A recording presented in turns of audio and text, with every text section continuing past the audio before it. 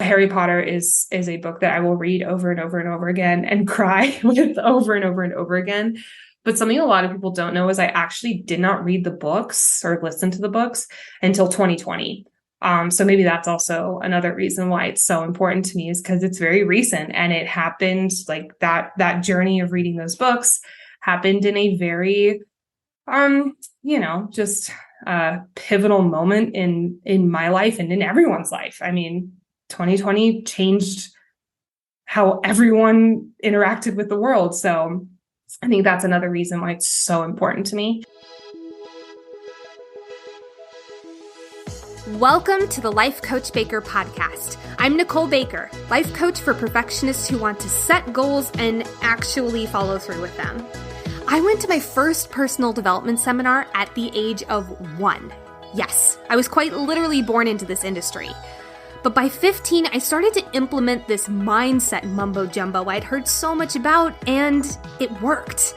As a recovering perfectionist myself, I've been able to set goals that are way out of my comfort zone and achieve them by doing things imperfectly, without self-judgment, and without the fear of their opinions. And now I help others to do the same. So if you are capital D done feeling like a hostage to this a-hole called perfectionism, then this show is for you. My goal is for you to leave each episode with tactical action steps that you can start to implement in your life now. I may be in my 20s. I may have the voice of a sassier Cinderella, but I've been doing this personal development-ish since I was a toddler. So let's dive in. What is up, sweet, beautiful friends? Welcome back to another episode of the Life Coach Baker podcast.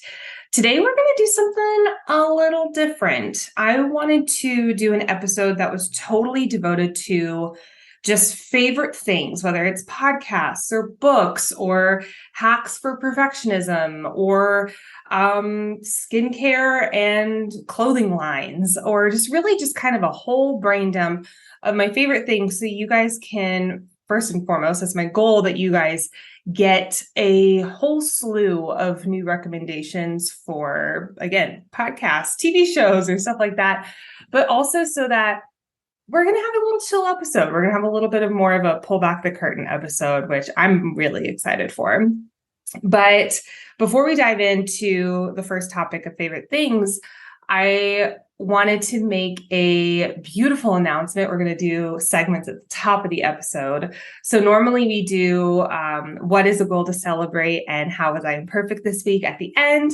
Today we're bumping it up to the top because the goal to celebrate is so huge, and it's not even my goal. And I'm just sharing it on his behalf. My incredible fiance has been working so hard to get a job in his new given field. And he has been working his little tuchus off and just like pouring his heart and soul into it. And he just recently got offered a dream job as head of content at this new startup. And he is so excited. So I am just like over the moon for him. So congratulations to Brett. If you guys want, he's not really on Instagram or any of the social medias, but if you want to send me a message saying congratulations, I will pass it on to him. Just overflow him with love because he's been working so incredibly hard. I'm so proud of him. When it comes to how was I imperfect this week, really and truly, I've been very intentional throughout my weeks as of late, from going through a push period, which we talked about a few episodes back, to kind of having a lingering push period that I was not really expecting. And now to having like a lot more open time, which feels really good. I've been really going through this intentionally, and I had a hard time coming up with one this week because I feel like if I looked back, I'm like, wow, I wouldn't really change anything. I'm really proud of how this was handled. I'm excited about the things that are I'm really excited about the things that are on the horizon. There's a bunch of projects that I'm just over the moon for, and I can't believe this is real life. These are things that I thought was going to be years and years and years and years and years away. And here they are in 2022. I'm really excited. So how was I imperfect this week? Honestly, really, it boils down to the fact that summer is flying by. And I'm realizing that with the summer flying by, I really want to stop and make some very intentional time for things that we can't do in the winter here in Colorado. Like I cherish paddleboarding. I love being out on the water. For a Capricorn who's a very earth sign, I love water. It always makes me extremely calm and feel just really, really at peace. And normally I will go paddleboarding, and I have not done that this year. And so I'm almost saying this into the podcasting mic to say, like, hold me accountable. I'm gonna go. But almost rather than like just doing paddleboarding, it's more like, what are the other things that I want to do in the summer, and really intentionally making the time for them. Because if there's anything I've learned from the past 2 summers of being in Colorado, if you don't make the time, it will not happen. And summers just totally fly here. So that's really, really important to me. And I want to make sure that those intentionalities get up there also. Let's dive in. This is going to be a totally different format than we normally do. So I vote let's take a shot at it. So I wanted to start with a very meta first favorite thing, and that is my favorite podcasts, as I am speaking into a podcast. So I wanted to start with favorite podcasts for personal development, growth, business, all that jazz. The ones that have made the biggest impact on my business, especially at the beginning, was Don't Keep Your Day Job. This is a podcast by Kathy Heller, and she, has totally changed my life. It's because of her and that podcast that I am sitting here today.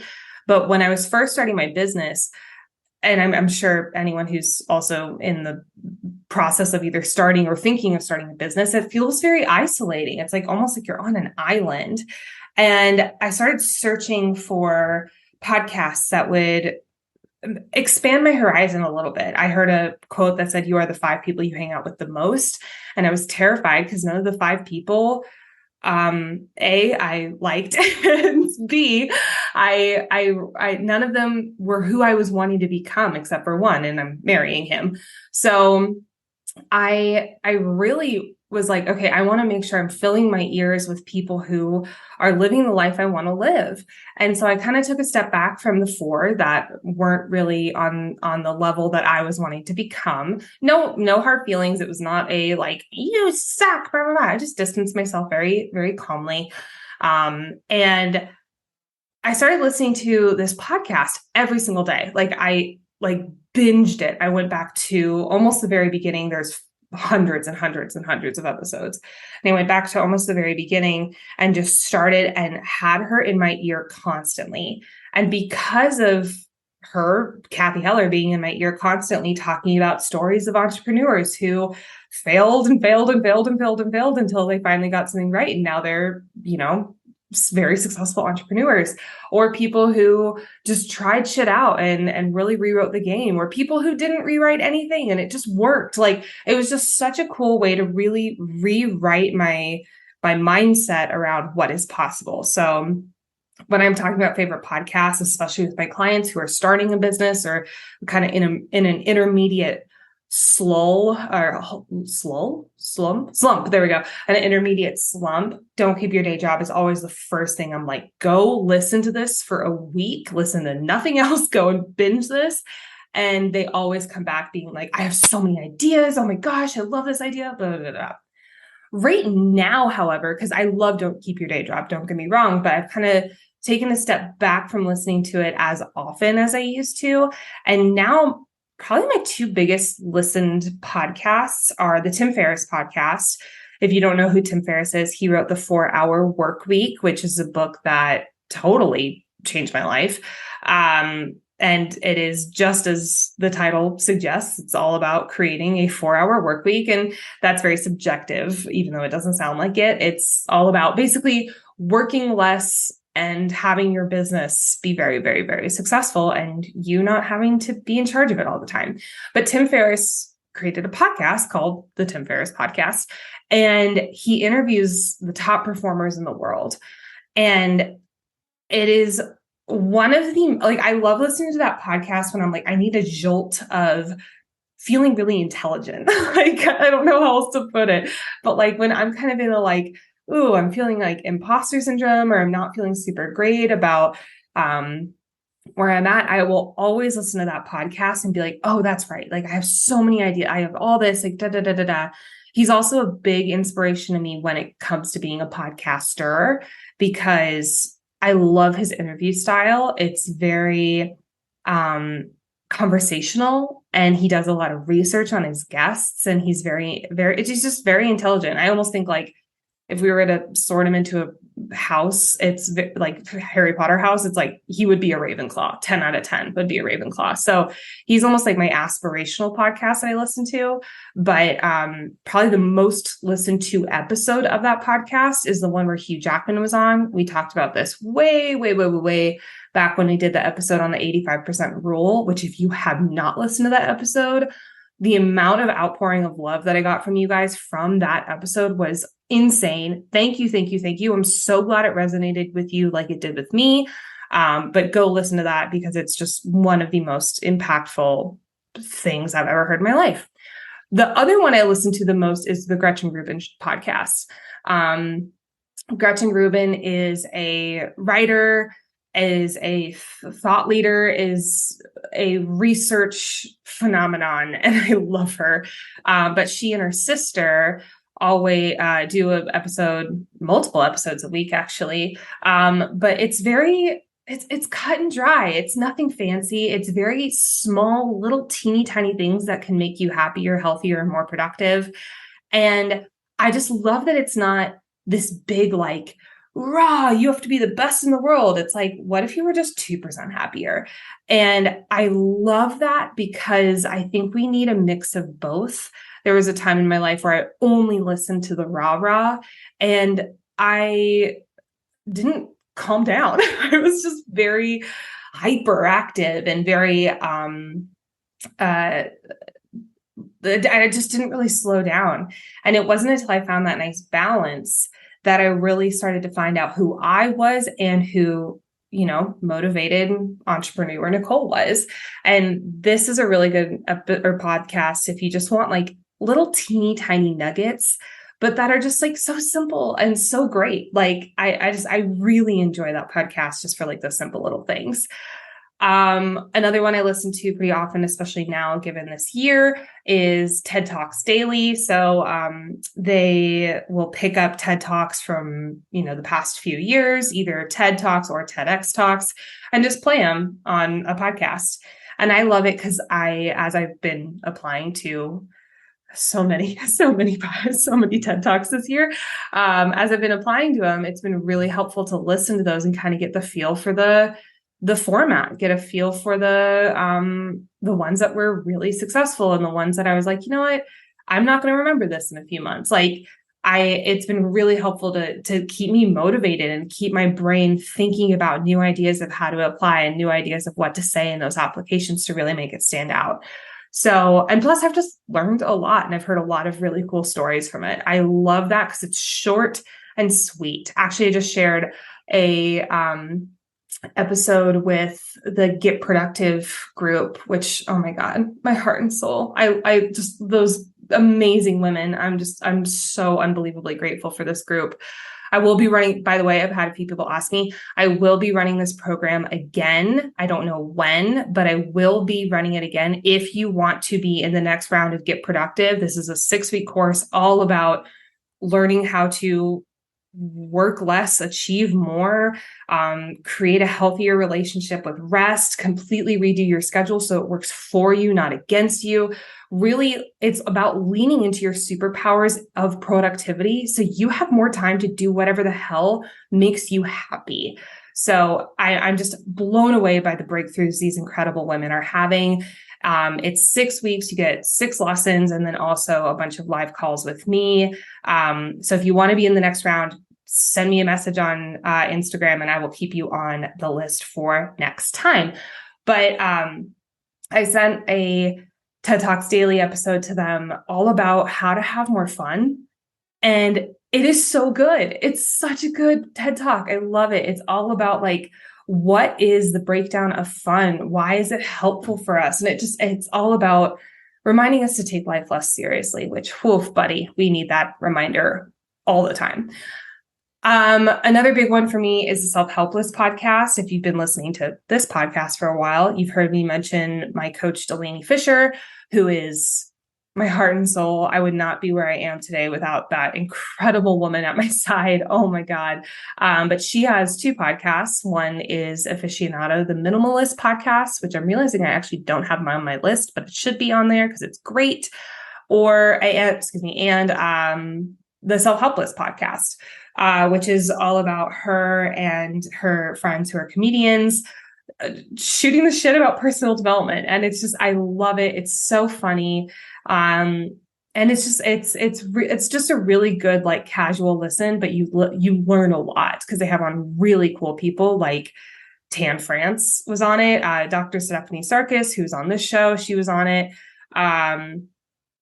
Yours truly was on it. If you really want to hear me be super vulnerable and pull back the curtain on so many things, listen to their episode Self-Worth, which is the one that I did.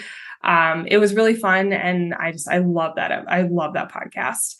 Last but not least, on the personal development, I also really like Financial Feminists. If you know Tori Dunlap, who is the CEO of Her First 100K, she's great. She has a lot of really tactical tips on how to make money less daunting, how to make investing less scary, how to what a high yield savings account is, and just like all these basics of money that we don't get, like that we don't get taught a lot of the time. I won't say always, but a lot of the time.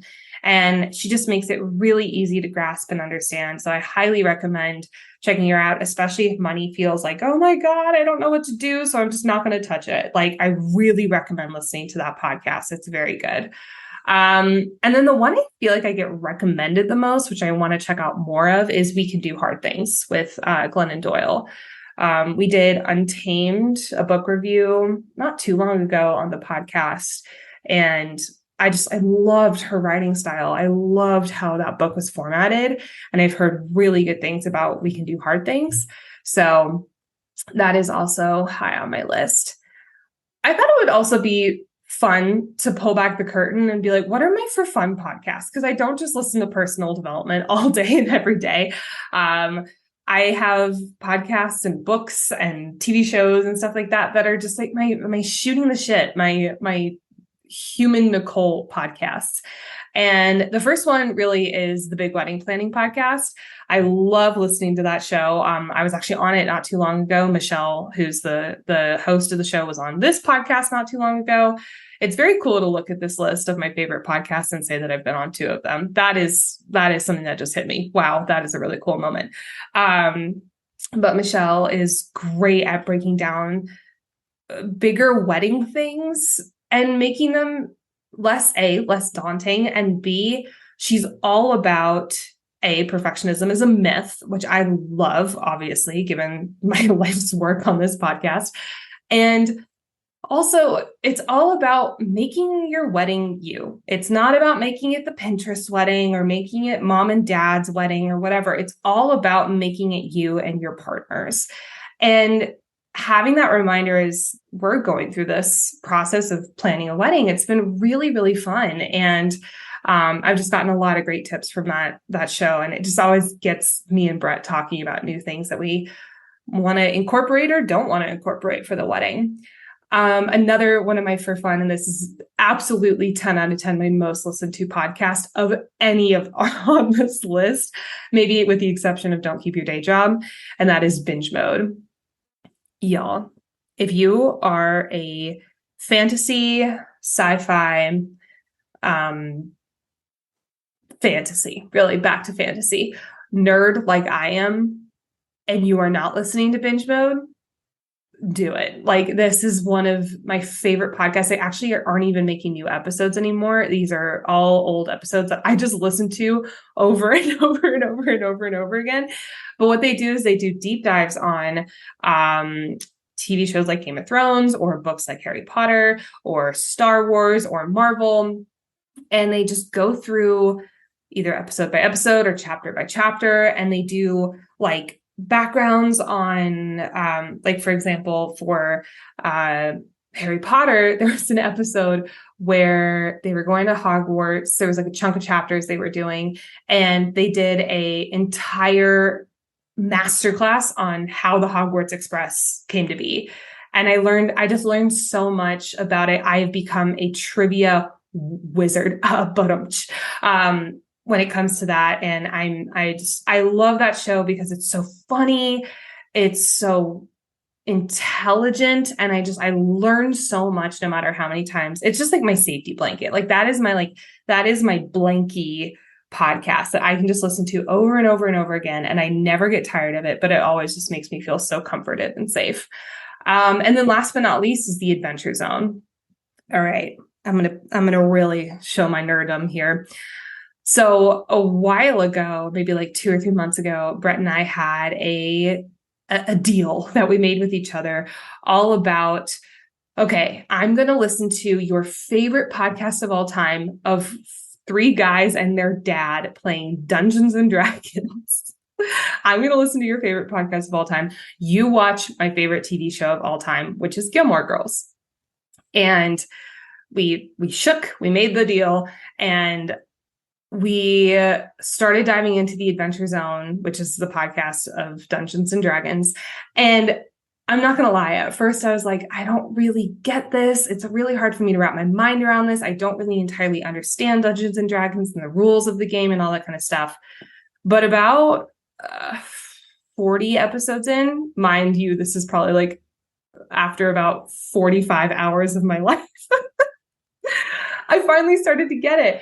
And now I'm like, oh my God, this is so good. So I really like that podcast. I started really understanding the rules of the game more. And it's more just like the story, and they add like music, and they add a lot of humor, but there's a lot of heart to it also. And it's really like, all are welcome. They are really good about including all types of genders and all types of walks of life. And it's just, I really appreciate the time and the thought that they put into that show. It's just really good, and it's hilarious. These guys are just total Fruit Loops, and it's really, really fun. So if you're a fan of My Brother and Me, it's the same guys who are doing it. I've never really listened to that show, but I really like the Adventure Zone, but it's the same guys who do it. Let's move on to favorite books. I'm going to do the same thing where it's like my personal development books, and then books I love just for straight fun. But the books that really changed my life, first and foremost, I already mentioned the 4-Hour Workweek. Would I say that's like the number one book that changed my life? No, but it's definitely on this list. The number one book that changed my life is actually split in two. It's a 50-50 tie between The Power of Habit by Charles Duhigg, which if you've read Atomic Habits, it's very similar. It's just a lot more like sciencey. It's a lot more science-based, which no shots at Atomic Habits. It's one of my favorite books also, but I like The Power of Habit a little bit more because for me, I'm very left brain. I really like to look at studies about rats and how they work in their brains. And when I'm reading through that book, it's just, I learn something new every single time. It's a book that I read every year just to like brush up on the tools and the tricks of it.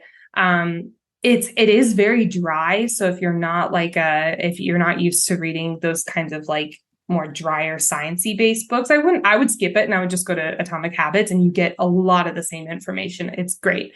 I just really like The Power of Habit because it was the first book I read about habit change, and it changed the way how I approach a lot of my coaching when it comes to habits, which is like 90% of our day. So I really love that book. But Split is also The High Five Habit by Mel Robbins. You guys might be familiar with her book, The 5-Second Rule, which is also a great book. Don't get me wrong. I personally like The High Five Habit because there's a lot more neuroscience and a lot more just kind of like the how-tos of the brain and how things work. But she says it in a really easy way to understand, which I appreciate because I did not get a neuroscience degree. It's still something that I have a hard time sometimes wrapping my mind around. And I love the way that she speaks. I love the way that she really just says a lot of things like, I don't know all the answers, but like, here's the things that I do know. I like that she's just very cut and dry with it. So she's probably one of my favorite authors and speakers of all time.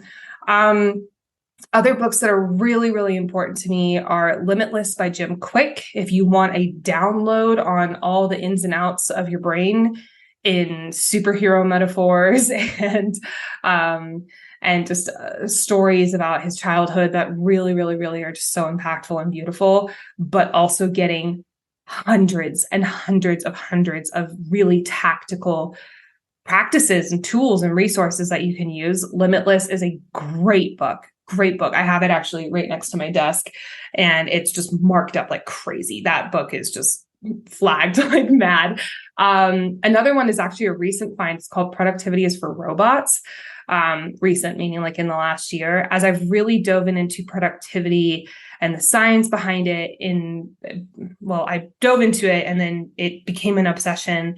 And then I really started to dive into it, especially as I was preparing for Get Productive. Productivities for Robots is just a great book if you want to just feel so called out. Like it's really, really great. They have like little incoming messages is what they call them. It's these chapters that are just like it's all of your thoughts that you've felt around toxic productivity written on a page. And it's just so cool to read those and be like, wow, I'm really not alone here. But then also they dive into what it means to be like way more productive and way less crazy. Like, just like really leaning into that healthy productivity. I think it's a great book for people who want to just like dip their toe in and really want to kind of understand the basics of healthy productivity. You're a Badass at Making Money. If you have money mindset issues, this book should be at the top of your list. Also, Rich as Fuck by Amanda Frances, which is just a stellar title. Rich as Fuck is a very good book. Especially if you are more of an intuitive person going through with money, if you're more like tactical, I go with You're a Badass. If you're someone who likes to journal and really likes to uncover point by point from more of an internal knowing, definitely go with Rich as Fuck by Amanda Frances. It's really good. The Four Tendencies by Gretchen Rubin is another big one. I actually have all of my clients take her Four Tendencies quiz before even starting coaching with me, because knowing which of the four you are changes how I approach coaching with you. Because it's all about like inner and outer expectations. It's all about how you get motivated, how you don't get motivated. And it's really powerful, not only for how I coach, but also that book changed my relationships like hard. When Brett and I discovered and read it, we learned like where the stem of our communication issues were coming from. And a lot of it was, he's a obliger, which means if I ask him to do something, he will put that thing at the top of his list. Another street way of saying it would be people pleaser. They tend to really want to lean into helping others and making sure others feel taken care of long before they put themselves on that list. Whereas I'm a questioner. If someone asks me to do something, my first question is why? No wonder I work for myself. I'm a terrible employee. So if someone asks me why, or if I ask someone why, it's like, I want to understand why it's important to do it, not out of a malicious way. I want to understand and know the reasons for why it's important. And then when I know why, I'm like, okay, yeah, it's at the top of my list, no problem. But I have to have that inner knowing attached to it. And he would ask me to do things and I would not have them super high on my list because I didn't know why. And he'd be like, hey, like, what's going on? Or I would ask him to do things and he'd shoot it up to the top of his list. And I'd be like, hey, like, I want to make sure you're taking care of yourself too. And he was like, I don't know why I can't do that. So that has been incredibly helpful for us as communicators and as we've navigated our relationship for the past like 3 years, because I think we discovered that within the first few years of us being together. Awaken the Giant Within by Tony Robbins is another big one. I will give a warning. This has an asterisk to it. This book was written in the 1980s, and it reads like it was written in the 1980s. So please take it with a grain of salt. I love it because of all the neuroassociative conditioning tools that are in there. There's so many exercises, because I've read this book like 4 or 5 times, and it's like 1,000 some odd pages. It's a very, very, very dense book, but a lot of the exercises that I've used with my clients have been from that book. I always like to give it a grain of salt because it was written in the 1980s. There are very few she's, there are 0 theys, and there's a lot of he's. So just please keep that in mind if you do decide to read it. It is a phenomenal book. Please know that. Phenomenal book. I have never read anything like it. But it does have a few of those, like, wow, that's old. Like, that's definitely old. Another one is Super Attractor by Gabby Bernstein. If we really want to go on the opposite side of Tony Robbins, Super Attractor is all about like that intuitive feeling, really making sure you're like connected to that source energy. I had no idea how to slow down and really listen to my inner knowing before I read this book. And it just really changed my life in that season. I Will Teach You to Be Rich, if we're looking at another money book. This is more tactics of money, like how to invest, how to lower your APR on your credit cards, or APR? That's not right. No, I can't remember. How to lower your interest. There you go. How to lower the interest rate on your credit cards. Like, where to put your retirement, where to put your, just really tactical, which I love and appreciate, because I think it's important to not only have the money mindset, but really the money tactics, because you need to know what to do with the money that's flowing into you as you're addressing your money mindset stuff. So that one's a really good book. And I love Ramit Sethi. He's funny. He's really good. He's also on a podcast I mentioned earlier, the Tim Ferriss Show. He's on an episode with him. And actually, I think he's on Kathy Heller's podcast too. Don't Keep Your Day Job. But he's a fun podcast guest if you want to listen to him before you commit to the book. And then last but not least, Glennon Doyle's Untamed. We've talked about this at length on the podcast because we did an entire episode on it. But that book really, it really changed my life. I also read for fun, very rarely. I don't physically read really for fun. My physical books are more for, I say for work, but that's really sad and not true. Because it's not work. I love learning. So it's really more for the learning to be a better coach. I save the physical books for that. When I'm just like listening for fun, or I'm just kind of like wanting to like have a zone out like pleasure book, I normally do audiobooks. And I tend to read, I'm so boring. I tend to read the same thing over and over and over and over and over again. It's just like my little comfort blanket. Harry Potter, those books I have listened to 1,001 times. I have them on Audible. I want to say a quick note here, because I do talk about Harry Potter on the podcast a lot. I have very mixed feelings towards Harry Potter now because of what happened with J.K. Rowling. But the lessons and the feelings that I experienced from the books are such an important part of who I've become. So I've almost like separated the two in my mind, and some people might not like that. And I'm very sorry if that is you, but I do respect that you respect my wishes here.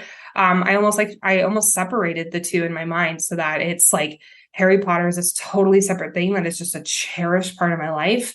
And J.K. Rowling is someone who I choose to kind of step away from and don't really interact with as much due to some decisions on her part. So, but Harry Potter is a book that I will read over and over and over again and cry with over and over and over again. But something a lot of people don't know is I actually did not read the books or listen to the books until 2020. So maybe that's also another reason why it's so important to me, is because it's very recent, and it happened like that journey of reading those books happened in a very Just a pivotal moment in my life and in everyone's life. I mean, 2020 changed how everyone interacted with the world. So I think that's another reason why it's so important to me.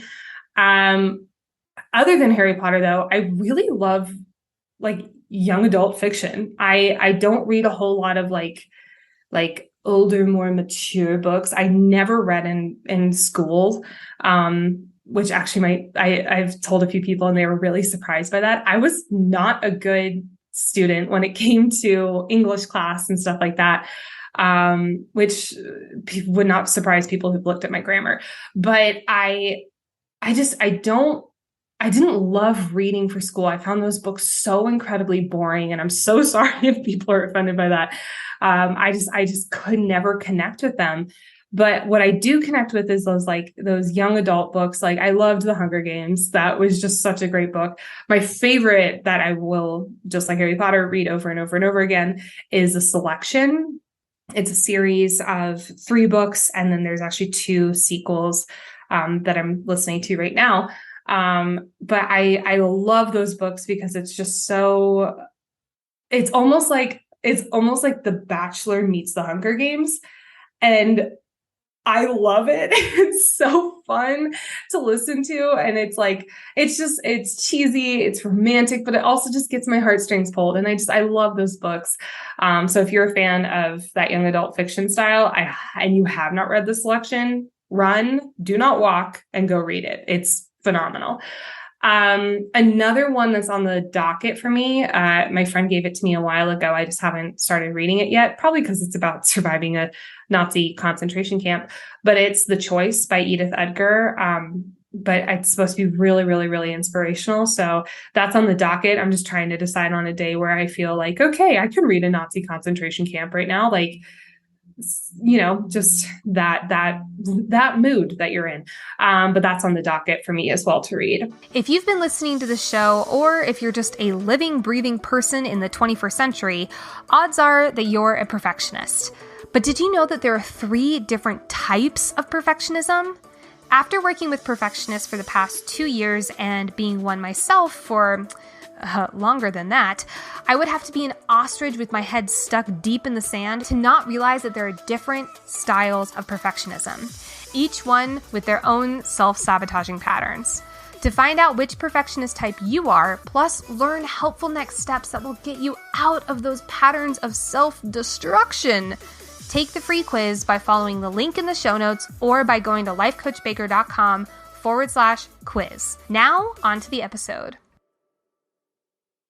Let's do favorite inspirations, people who have really inspired me as a speaker, inspired me as a business owner, inspired me as a person. I'm going to fly through these pretty quickly because I've actually mentioned most of them. First one is Mel Robbins. She 10 out of 10 takes the cake here because her career, her speaking style, her coaching style, her writing style, her podcasting style is very in alignment with mine. And I love how she breaks things down. She is an inspiration of mine, whole stop. I really, really, really enjoy her. Her whole career is just something I look at and I say, yeah, that's very similar to what I want.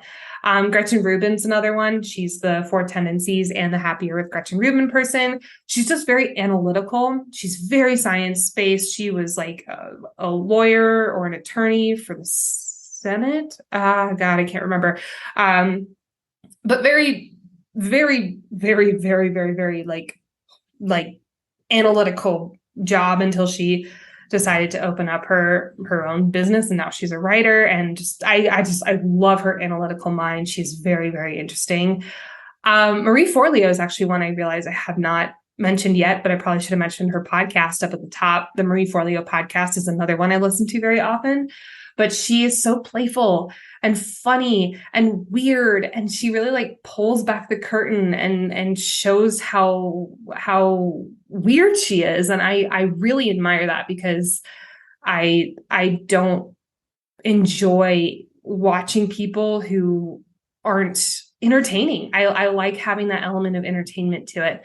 Brene Brown for all the reasons that I'm sure everyone else would say Brene Brown. Her vulnerability as a speaker, her ability to speak, her analytical mind. I'm realizing I have a lot of analytical minds on here. That checks out. Kathy Heller from from Don't Keep Your Day Job. She just has such an incredible level of empathy, like unbelievable level of empathy. She's really taught me how to run a business and be so ingrained in feminine energy and using it as your superpower. Like that has really, really stuck with me. And she's also completely changed my mindset around money, specifically around like how charging and how making money is actually such a higher service to those around you.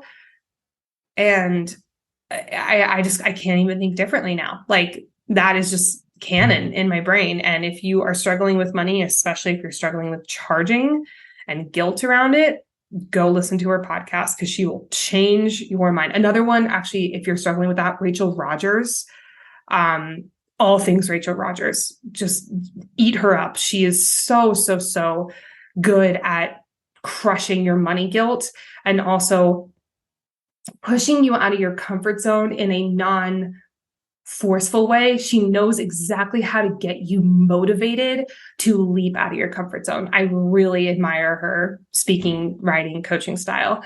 And then some cheesy ones, but really, really true, is my mom and my dad.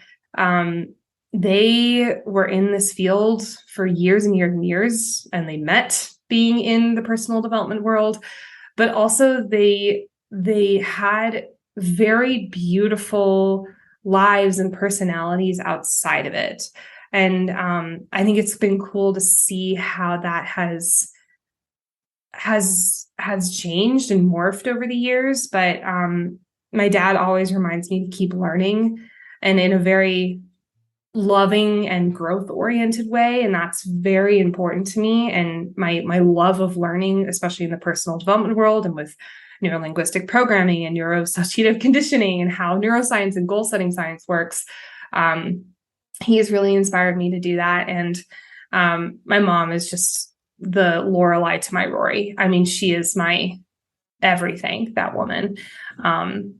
Before I start crying, let's move on to the next one. Favorite TV shows. I don't have any personal development ones on here. These are all just for shits and giggles. Also a note, I thought about like, okay, maybe like favorite movies, but I'm not a movie person. I don't love movies. The only movie that I would say I would watch over and over again is How to Train Your Dragon. Dead stop. Like that's like, I don't really love a lot of movies other than that. I love TV shows though, because I love investing in characters and I love it when things take their time.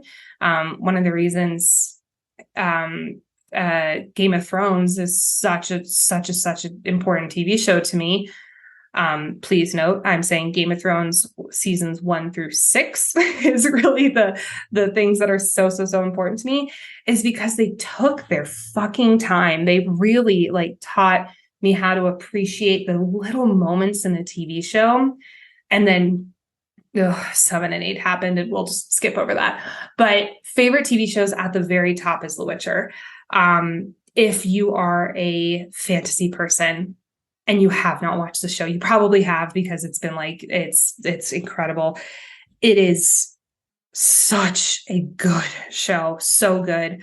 And Geralt's very pretty to look at. Let's just call a spade a spade. The Expanse is another one. If you like sci-fi and like more space themed shows, that one's really, really, really cool. And I've seen it so many times, and every time I'm like, ooh, I noticed something new, and it's really fun. Outlander, I love that show, especially if you're looking for something a little steamy. That's a nice, The Witcher's steamy too, but all of these are steamy actually, now that I look at these, with the exception of the last one, and you'll look at that in a moment.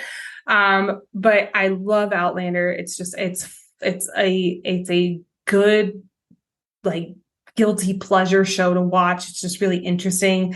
It's gotten me really into more like Highlander and Scotland history, which my fiance is a huge history buff. So that's been really fun for him to have me also into it. And the last one is SpongeBob SquarePants, the steamiest of them all, if you will.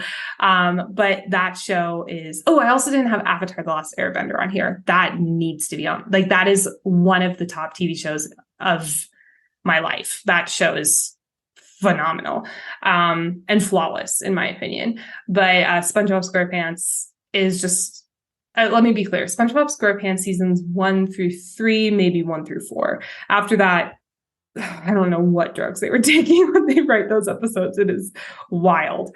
But my fiance and I, that's the show we always fall asleep to. And anytime something exciting happens in our life, we watch the Band Geeks episode, because that is the best episode of SpongeBob SquarePants, and I will die on that hill.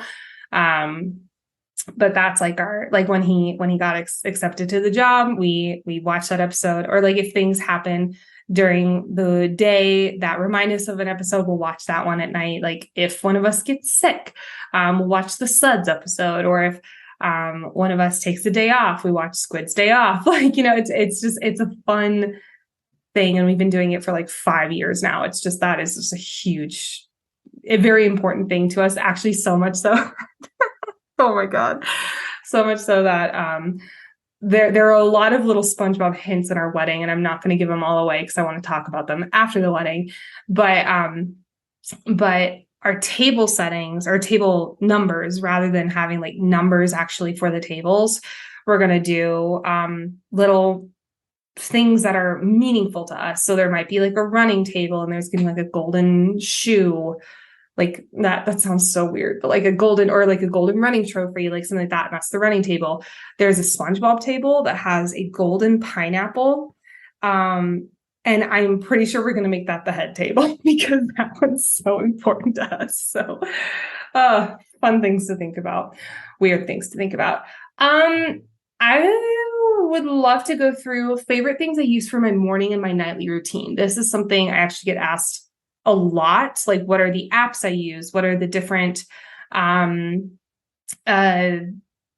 things I do before bed to kind of like calm my mind? What are the things I do in the morning to get me going?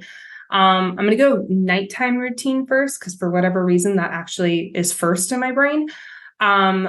I take 1 melatonin every night. I actually take a half dose, really, if you're looking at dosage.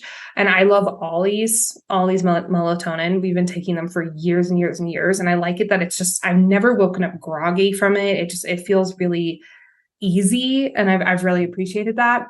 I always play just a game on my phone for like 20 minutes while listening to the Adventure Zone, actually, while kind of like zoning out, getting ready for bed, getting chilled out. And my game is called Fishdom. It's a like online aquarium where you can like match these little it's almost like Candy Crush, but it's for fish, and I can't explain it better than that. It's just fun, and it just gets my mind calmed down, and I'm able to like listen to the Adventure Zone at the same time because it's not super heavy. After that, we always do my fiance and I together, we always do the Wordle. Yes, that is different than Wordle, but we do the Wordle as well. So the Wordle, it's the weirdest word to say, is where you go on Wordle.com, and they have an outline of a country, and you have to guess what the country is in 6 guesses. And they'll say like, oh, it's 3,000 miles away from the one you guessed in this direction. And they'll point either like left, right, up, down, kind of northeast, northwest, all that kind of stuff. And it's so fun. It's very fun. I am not a geography person. In fact, I am embarrassed at how little geography I know, but I have learned so much geography from this game, because after we guess the country, we then go on to Google Maps. We look what's around. We look at some photos of the country to kind of get a feel for it. And then we go onto the Wikipedia page because they have it all linked. And we read just like a little snippet about the country, kind of getting, again, just a small feel for it. And it's so fun. And it's also really the best part, I think, is seeing Brett's face as I get excited about it, because he loves geography and history. And so for him to see me get into that is very important to him. And then the Wordle. If you haven't heard of the Wordle, what rock have you been living under? It's this game where you just try to guess a 5-letter word. And we really enjoy it. Someone told me recently about something called the Quordle. It's like you have to guess four different Wordles, but it's like, it's just a bigger grid. He started talking about it and I was like, I can't even wrap my mind around that. That is crazy. And then the last app I use really for my nightly routine is Brett and I have an app called Paired.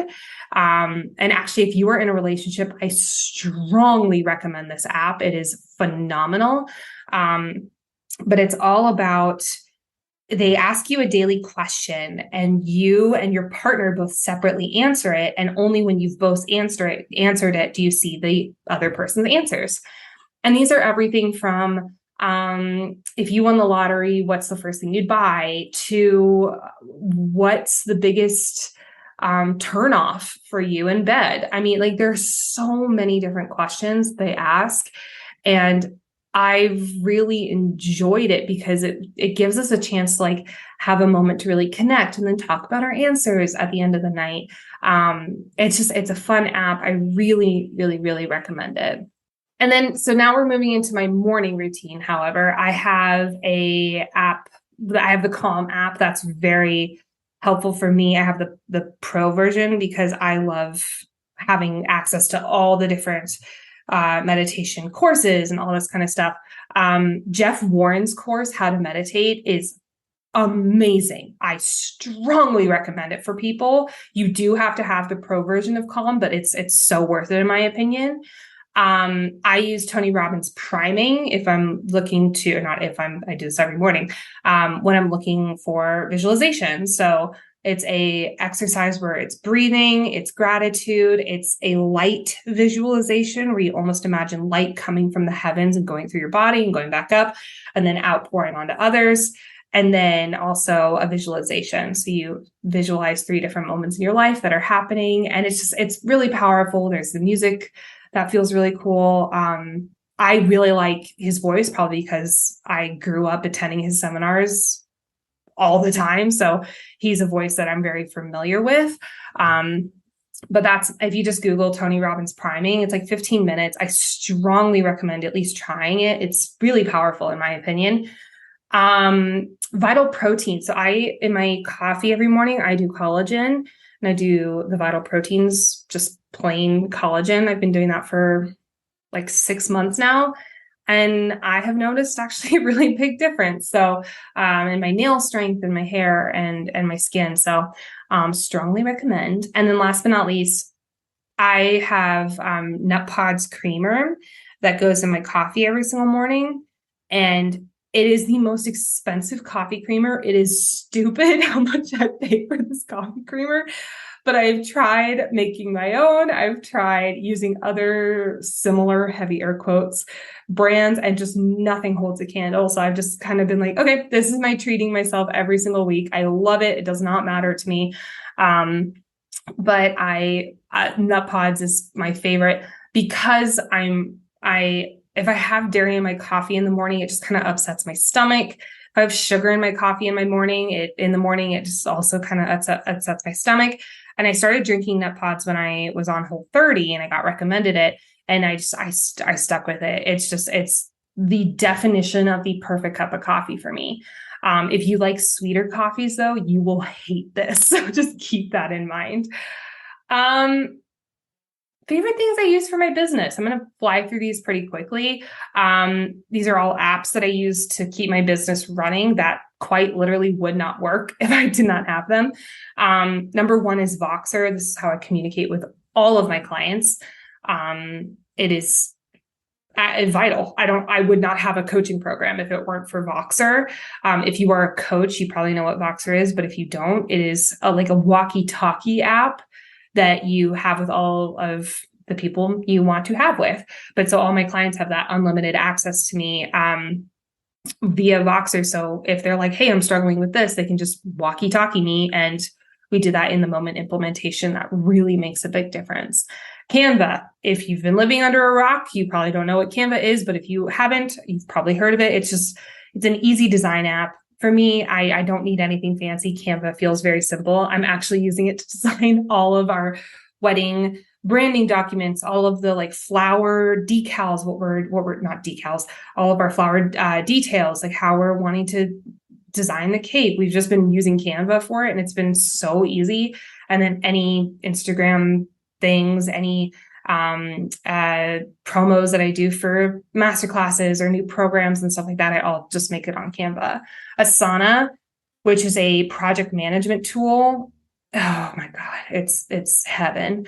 I just have the free version because I just use it for social media management and any content creation management.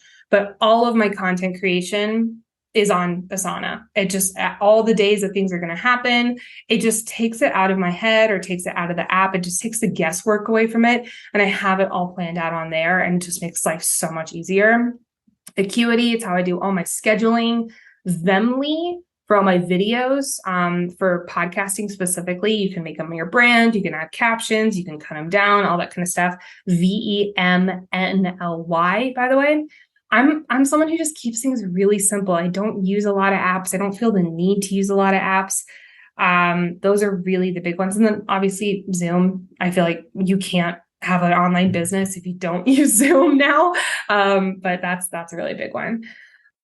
I was going to do favorite skincare, beauty products, and clothing products. To me, I'm just going to fly through these because I have had a few people ask me.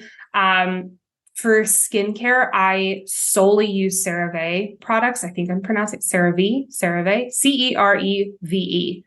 Very simple, but that's how I like wash my face. I use their lotion. I use their retinol cream. I use basically everything from them. But for a long time, I was really frustrated with how oily my skin would get and how I would break out, or I just never felt like it was right. And I talked to my future sister-in-law, who's a dermatologist. She's a PA student, but she's studied a lot in dermatology. And so she knows the stuff like the back of her hand. And I was asking her, I was like, what the hell do I do? Like, why is it like this? And she's like, you are not moisturizing your skin enough. And I was like, but I'm oily. I don't understand. I feel like I need to not do this. And she's like, that's your skin trying to make up for it. Try CeraVe. It's all hydrating. Try it out. And my skin has never been the same. It's never looked better. I'm so proud. I'm actually breaking out right now. So if you're watching this on YouTube, whatever. But I like normally most, 3 weeks out of the month, it's really, really clear. And so I've really appreciated how simple and clean that is. Fenty foundation I found a few years ago, and I love it. It is really easy for me. It matches my skin perfectly. Trader Joe's cocoa butter. Oh, lotion. So I go to the gym and I'll like get out of the hot tub or out of the sauna, and I'll just like lather myself with that. And I just feel like so hydrated. Hair dye. A lot of people have asked me, they're like, oh, so like, how long have you been coloring your hair? Because I have, roots that are brown.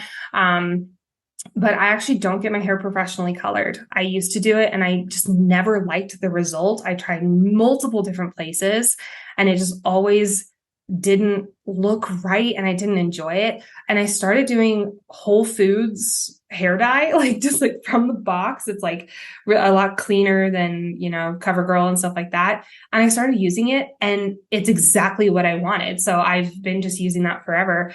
But I use that all the time, and it like brings out my natural highlights.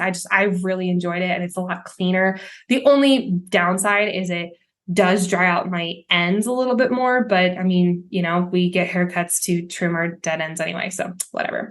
When it comes to clothing, I don't have any clothing that are like professional clothes that I like go solely for products, specific brands or stuff like that. But for workout gear, which is what I live in anyway, right now. Girlfriend Collective is something I recently found, and I love them. They're really environmentally friendly. They use recycled materials, and it's just really cute and enjoyable. I love their stuff. It fits me like a glove. I highly recommend checking them out. I also really like Athleta. It just feels like butter. It feels like butter on your skin. And then I started doing Stitch Fix a few years ago. You might have heard me talk about it many, many moons ago, but I was really unhappy with my closet. I didn't like how things looked. I didn't like how things fit me. Everything felt cheap, and it wasn't really the CEO style I wanted to be. I also really wanted a capsule wardrobe. Everything just didn't really go together. So I started doing Stitch Fix, and within a year, less than a year, I'd say a little less than a year, my whole wardrobe changed. I found my power blazer that if you've seen that blue blazer, that was the first thing I got from Stitch Fix. And they just helped me find my style, and I will never go back. They helped me create a capsule wardrobe. It is just my favorite. I'm a very simple dresser though. So if you're someone who likes a little bit more like fun fashion, I'd stay away from it. But that's my personal experience with it, especially if you're like more cut and dry. Let's finish up with the last two ones. Favorite things to do. I I can't believe this one's first. I love going to the gym. Like the gym has really become my happy place. I've really invested in a very luxury gym here in Colorado, and it has really made a big difference. I enjoy going. There's like spa portions in the back locker rooms. So I go and like I hang out there for a really long time. There's two saltwater pools, one inside, one outside. So especially as I've been dabbling with training for a triathlon, that has been really helpful. And also I go and lay out by the pool. Like if I just, finish work at a two o'clock on a random Wednesday, I will go and just lay out by the pool, and it's heaven. I love, and this is something actually a lot of people are surprised to hear from me, I love video games. I have a very easy time not wasting, but enjoying a solid 9 hours playing games. Like that is like a fun, like weekend activity for me to do, is just like zone out and play a game. And I love doing it. I have logged so many hours on Zelda Breath of the Wild. I will not even admit to how many hours it is on that game. I also love exploring new neighborhoods with friends. One of my dear friends, Amber, shouts to you, Amber, on the podcast. She's actually been on the podcast before. I've been on her podcast. It's great. She and I go and explore new neighborhoods in Denver all the time, especially like really like kind of luxury ones that we just haven't really ever seen before. Painting, I love painting. I've actually in our new we're moving pretty soon, and in my new office I'm designing it, and I have 4 paintings that I've done all of them for, and they're going to go right behind my desk. I'm so excited. 2 of them are quotes, 2 of them are kind of like marble-esque looking things, but I also love paint by numbers kits if I really just want to like zone out and slow down and really just get present. Stitch Fix quizzes. So on Stitch Fix, they have like a style quiz every single day, and you get to say, I like this or I don't like this. I like this or I don't like this. And every single Saturday and Sunday morning for like 2 years, Brett and I would do this quiz, and we would just learn what each other's styles are. I have no problem going and picking him out an outfit now because of those 2 years of studying. And same with him. He can easily pick me out like a shirt that I will love because he knows exactly what my style, my colors, all that kind of stuff are. Cooking. I love cooking. I love doing new recipes. That's just a huge part of myself and how Brett and I wind down at the end of the night. Grocery shopping.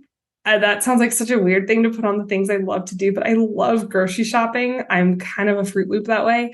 But I love it because I also listen to books or I listen to podcasts, but I always listen to like fun podcasts or fun books. I don't really listen to a lot of things for like work or anything. I always listen to like Harry Potter, Binge Mode, The Adventure Zone, things that are like a little bit more like do. This is fun. Hiking. I live in one of the most beautiful hiking places in the entire world, and I would be insane if I did not take up on it. Being with my friends, I mean, just going out to like a wine bar or something with my gal pals is just my absolute favorite thing. One of them is actually getting married this weekend, so we're going to be together all weekend, and I'm so excited. I love going to hotels. This is a fun fact about me that a lot of people actually don't know. I love hotels. Like, I could walk into a Motel 8 and have a fucking ball. Now, I really have been kind of flexing a muscle recently and gone to like places like the JW Marriott's and like a lot more like boutique luxury hotels. And I am on drugs basically, like not really, but like I am so happy and so energized and like, oh my God, this is the best thing ever. There's coffee. Like I get so giddy about all the little things in hotel rooms or Airbnbs or anything that's just like not home. I go hoot and holler. I get so excited. And I've always been this way, even when I was like a little kid and we'd be going to Oklahoma for visiting my grandparents and we'd stop at a hotel overnight or we'd stay in a hotel in Muskogee, Oklahoma, a fun place on earth. We'd stay at the Hampton Inn there, and I would just, oh my God, everything is magic. My parents were just like, who the hell are you? You're crazy. But I love hotels. We're going to one this weekend and I'm excited. And then like favorite things to treat myself with. I love going to spas. We did that. My gal pals and I did that last week and it was heaven on earth. Oh my God. It was one of the most amazing experiences. We were on a, like 24-story high. That can't be right. No, I think that is right. It was some insanely story high place in the middle of the mountains. And there was a rooftop pool and a rooftop hot tub, and just the whole spa was on the very, very top floor. And just like you were surrounded 360 degrees by mountains. I actually did a little Instagram story, and now I think 3 people who follow me are going there in the next year. Amazing. I love that. I want to finish up with my favorite perfectionism hacks, because I want you guys to not only get, good things from this episode where like maybe it's going to listen to I Will Teach You to Be Rich, or going to listen to a new podcast, or checking out the Adventure Zone. But I also want to give you guys like what are some perfectionism hacks that I use the most in my life. And I think we've actually done episodes on all of these in the past year, which I'm very excited for. Number 1 is having a schedule. Having a schedule that is very, not cut and dry, but very crystal clear for me makes it so that I can wake up on Monday morning and not think about all the things I have to do that week. It is just what I'm doing that day. And it really takes away the overwhelm. It takes away the like fight, flight, freeze mode that we can all get into so easily. And by having a specific, like, okay, on Mondays, it's my project day. Tuesdays is coaching. Wednesdays is content. Thursdays is coaching, Fridays is overflow, or taking the day off. Like really that's if you're looking really broad, that's my schedule. And having that set out is so helpful for me to not feel like I have to do all the things. That like kind of urgency that fuels a bunch of us, that totally goes away for me when I am following and doing the schedule. I've done 50,000 different versions of it. I actually just created a new one yesterday because I was doing an exercise for Get Productive, and I wanted to walk myself through it before I walked everyone else through it. And I just totally redid mine after that. The 80-20 rule, I think we've talked about this on the show, but really we get so caught up by all the things that we feel like we should be doing, all the things that we have to do, quote unquote. And it bogs us down, and it makes us feel so overwhelmed, and it makes us feel like we're chickens with our heads cut off. And really and truly, most of those things you don't have to do. There's really just like this 20% of things that will actually take you to the end of your goal. And that alone, that realization has really changed my life when it comes to like, what do I want to fill my days with? Is it the 80% that makes me feel frantic, or is it the 20% that actually launches me forward and makes me feel like I'm in control and in the driver's seat? So I really lean into that 20%. And by the way, when I'm in the 20%, I'm so far outside of my comfort zone that perfectionism, that like need to make sure everything's perfect, is just gone. Just totally gone. It's just like, get it done and throw shit at the wall. That's kind of my motto with it. And then definitions, really defining what things are for me. Like if the craving to be enough is something that's really important to me. It's not really much anymore, but that used to be a big driving factor to me. I have to be enough. I have to be enough. I have to be enough. I didn't know what enough meant. So it was just this abstract thing that I was constantly chasing, but was never there. I could never be it because it was just so unclear.